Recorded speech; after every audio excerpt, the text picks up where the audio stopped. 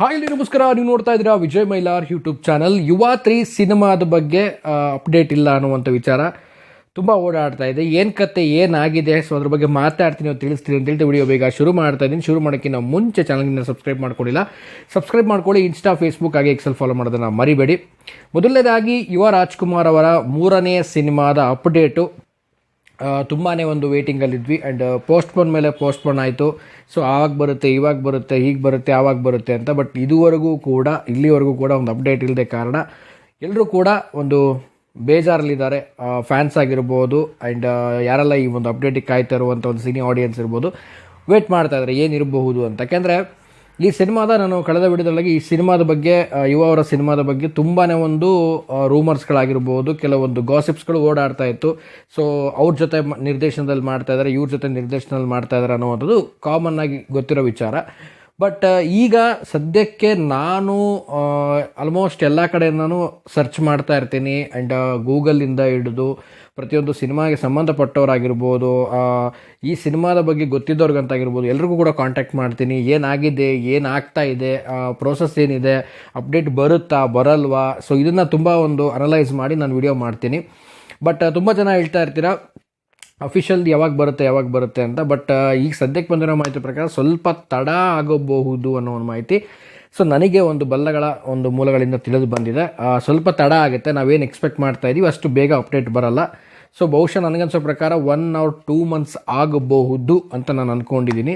So ಈ video ಮಾಡ್ತಿರೋ ಉದ್ದೇಶ ಇಷ್ಟೇ.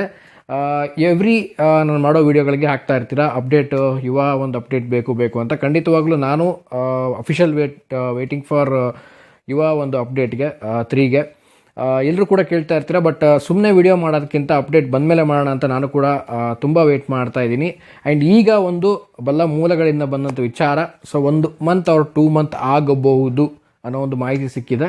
ಬಹುಶಃ ಕಾಯೋಣ, ಇನ್ನು 2 ತಿಂಗಳು ಅಥವಾ 1 ತಿಂಗಳಲ್ಲಿ ಬರಬಹುದು. ಸೊ ಅದ್ರ ಒಳಗಡೆ ಏನಾದರೂ ಬಂತು ಅಂದರೆ ಸೊ ಒಂದು ಹ್ಯಾಪಿನೆಸ್ ಅಂತಲೇ ಹೇಳ್ಬೋದು, ಖುಷಿಯಾದಂಥ ವಿಚಾರ. ಸೊ ಏನೋ ದೊಡ್ಡ ಮಟ್ಟಕ್ಕೆ ಪ್ಲ್ಯಾನ್ ಮಾಡ್ತಾ ಇರ್ಬೋದು. ಲೈಕ್ ಈಗ ದೊಡ್ಡ ಮಟ್ಟದಲ್ಲಿ ಪ್ರಯತ್ನಗಳನ್ನು ನಡೆದಾಗ ಸೊ ತಡ ಆಗೋದಂತೂ ಖಂಡಿತ. ಯಾಕಂದರೆ ದೊಡ್ಡ ಮಟ್ಟದಲ್ಲಿ ಯೋಚನೆ ಮಾಡಿದಾಗ ದೊಡ್ಡ ಕಥೆ ಆಗಿರ್ಬೋದು, ನಿರ್ದೇಶಕರ ಒಂದು ಪ್ಲ್ಯಾನ್ ಆಗಿರ್ಬೋದು, ಪ್ರೊಡಕ್ಷನ್ನ ಒಂದು ಪ್ಲ್ಯಾನ್ ಆಗಿರ್ಬೋದು, ಸೊ ದೊಡ್ಡ ಮಟ್ಟದಲ್ಲಿ ಇದ್ದಾಗ ಸೊ ಅನೌನ್ಸ್ಮೆಂಟನ್ನು ನಾರ್ಮಲ್ ಆಗಿ ಮಾಡದೇ ಇರಬಹುದು. ಸೊ ಆ ಕಾರಣಕ್ಕೇನಾದರೂ ತಡ ಮಾಡ್ತಾ ಇದ್ದಾರೋ ಗೊತ್ತಿಲ್ಲ.